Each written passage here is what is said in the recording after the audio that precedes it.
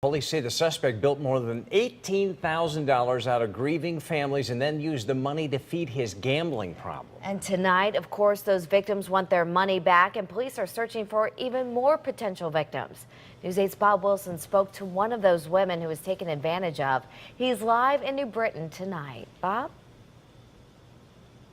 Good evening. You know, when you walk through the gates of a cemetery and you come through here, it's some of your most vulnerable moments. And imagine coming alongside and then not having a headstone for a family member who you're supposed to be burying. Well, that's what happened around New Britain, and even now they're saying towns, even in this area bordering on New Britain, they're looking for more victims as they have fallen prey to what they're calling a man who didn't live up to his promises.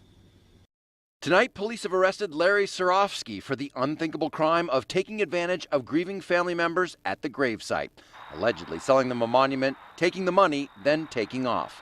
Phyllis Washington says it happened to her when her mother died. She had cancer, and they said that she would survive 3 years. She survived 7 years.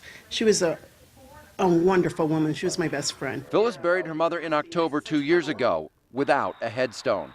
She says she bought one from Surofsky, but it was never delivered. So she then went out and bought a second monument on her own. And I thought I let my mother down. To be very honest, I blamed myself. Sleepless nights, I kept saying, how could I be so foolish? Why did I pay it all in one check, lump sum? Now, Phyllis says not only was it a desperate time in her life when her mother died, but she wanted to give her a nice monument. This is the monument she picked out, and it cost $2,000. She said not only did she pay once, but she paid twice for it, and she also had to take out 2 loans to be able to afford a nice monument like this as a tribute to her mom. I just couldn't believe it, because I thought no one would go through this. No one would take advantage of you. And not in that type of situation. Police say Surofsky did it over and over again, gambling the money away. So far, he has been accused of bilking 4 victims out of $18,000.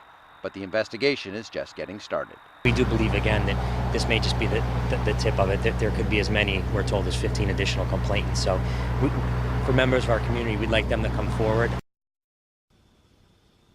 Now, the 4 victims police already know about, Phyllis is not one of those. She's going to go file a complaint with police, she says.